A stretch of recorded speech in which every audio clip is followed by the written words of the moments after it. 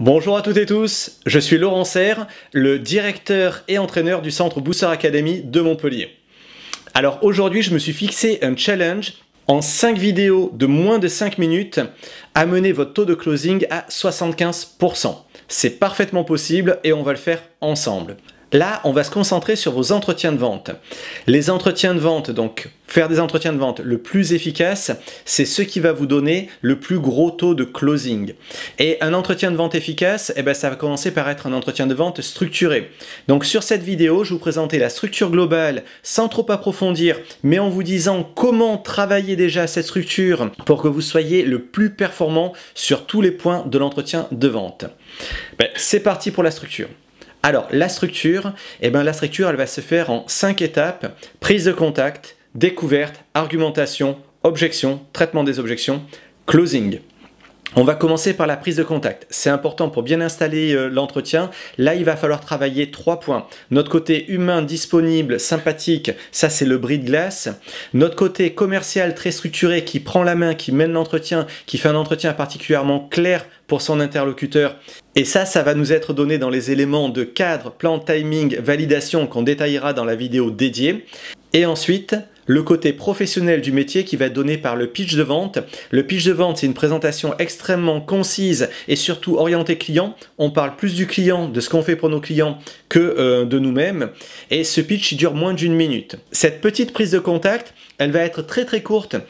C'est 3-4 minutes dans un entretien en physique, encore plus court bien entendu dans un entretien à distance, et elle va nous permettre de partir vraiment sur de bonnes bases. Après, on va attaquer la découverte. Alors là, la découverte, pour le moment, pensez qu'à une chose, c'est comprendre quelles sont les attentes et besoins de votre interlocuteur, ça c'est le minimum légal, mais surtout le pourquoi derrière ces attentes et ces besoins. Pourquoi est-ce qu'il a ces attentes et ces besoins? Là, vous allez voir que c'est extrêmement intéressant, parce que souvent, il y a un tas de choses à ajuster, et c'est là où on va trouver la valeur. Dans la découverte, point aussi important, pensez à reformuler régulièrement, ça vous permettra d'être sûr d'avoir bien compris le message de l'interlocuteur et ça fait voir à votre interlocuteur que vous avez bien compris. Parce que là, normalement, vous posez que les questions, au bout d'un moment, l'interlocuteur peut se dire « Ok, c'est sympa, il creuse bien, mais est-ce qu'il a vraiment compris ?» Une fois que vous avez fini votre découverte, on va passer à l'argumentation et là, on va voir que l'argumentation, avant de parler de son produit, on parle des enjeux de notre interlocuteur. Exemple très simple pour Booster Academy, c'est vous qui avez fait une sale année 2020 en termes commercial et qui voulez vraiment rattraper sur cette fin 2021 le retard. Donc, enjeu client, le bénéfice, on est sur une structure back. On va parler des avantages de notre solution, là directement. La solution Booster Academy, elle va permettre à vos équipes de vente d'être plus motivées, plus percutantes, plus incisives dans leurs entretiens, d'avoir les meilleures manières de prospecter et le meilleur rythme de prospection. Ok, ça c'est les avantages. Et pour étayer tout ça, on va parler des caractéristiques de notre offre. Grâce à un diagnostic individuel de chaque commercial, la prescription d'un plan de montée en compétences qui va être individualisé et qui a été conçu par l'équipe d'ingénieurs pédagogiques de Booster Academy, qui a d'ailleurs été déployée avec succès sur plus de 20 000 commerciaux depuis ces 10 dernières années. Là, on va aller chercher l'objection. Vous voyez, l'argumentation, ça doit être compact, concis.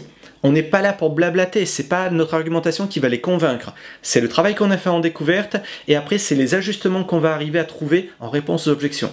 Donc là on ne close pas, on ne dit pas c'est bon pour vous, on passe aux objections. Qu'en pensez-vous?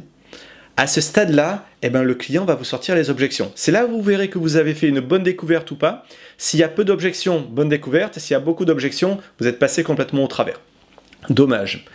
Alors, sur les objections, on va prendre l'exemple, on creusera bien entendu sur la vidéo objection, mais l'exemple typique, c'est je trouve que c'est quand même très cher.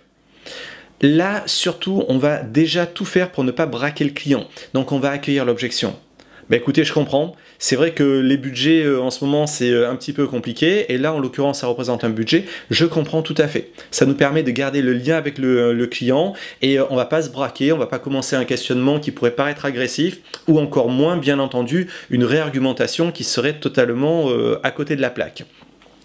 Ensuite, on va aller chercher le pourquoi cette objection se présente. Parce qu'en fait, les objections, c'est toujours les mêmes. C'est trop cher, c'est pas le moment, je suis pas très convaincu, il faut que j'en parle avec quelqu'un d'autre. Il y en a quelques-unes comme ça, c'est toujours les mêmes. Sauf que derrière se cachent des questions bien précises, des problématiques bien précises.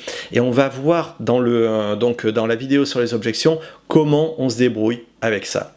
Une fois que vous avez traité les objections, et bien là c'est le closing.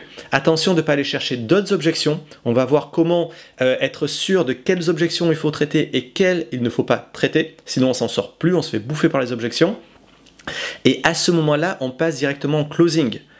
Donc dernière objection isolée, vous allez voir ce que ça veut dire dans la vidéo. Et bien dernière objection isolée traitée, et bien là on close. Et closer, c'est tout simplement se projeter dans l'action. Écoutez, ce que je vous propose, c'est de mettre en place la date de calage du projet, soit le vendredi 30 ou le lundi 3, comme ça vous arrange le mieux. Plutôt le lundi 3, bah écoutez, c'est parfait pour moi aussi. Je vous envoie le contrat à me retourner signé. Alors le plus tôt sera le mieux, comme ça on avance. Vous pouvez me le renvoyer signé dans la journée de demain? Oui, eh bien écoutez, c'est parfait. Alors, on va voir que dans la réalité des faits, il y a souvent une dérobade, une tentative de dérobade du client. On va voir comment la traiter et que finalement, elle n'est pas si difficile que ça à traiter et qu'on peut la traiter en toute sécurité. Ça, ce sera dans la vidéo sur le closing. Donc, pour le moment, pensez à faire de belles découvertes, à cadrer bien votre entretien avant en présentant succinctement votre entreprise, en expliquant comment va se passer l'entretien, que vous allez faire une découverte pour pouvoir proposer vraiment les choses les plus adaptées. Pensez à aller bien au fond de votre découverte avant de passer à l'argumentation, et l'argumentation de toujours la commencer par vraiment ce que vous allez apporter de plus haut niveau, donc la réponse à l'enjeu client. Et vous allez voir que déjà tout va beaucoup mieux se passer. Si vous avez aimé cette vidéo, ben lâchez-moi un petit pouce bleu, c'est ça qui me motive à vous faire du contenu de qualité. Et si vous voulez continuer à voir ces vidéos et avoir tous les éléments des bons entretiens de vente, mais aussi mes 1001 techniques pour faire plus de chiffre d'affaires plus facilement et créer une meilleure relation client, eh ben pensez à vous abonner. L'abonnement, c'est normalement quelque part sur l'écran, vous cliquez, vous êtes abonné et on se retrouve régulièrement pour développer votre chiffre d'affaires et votre business. Je vous dis à très bientôt.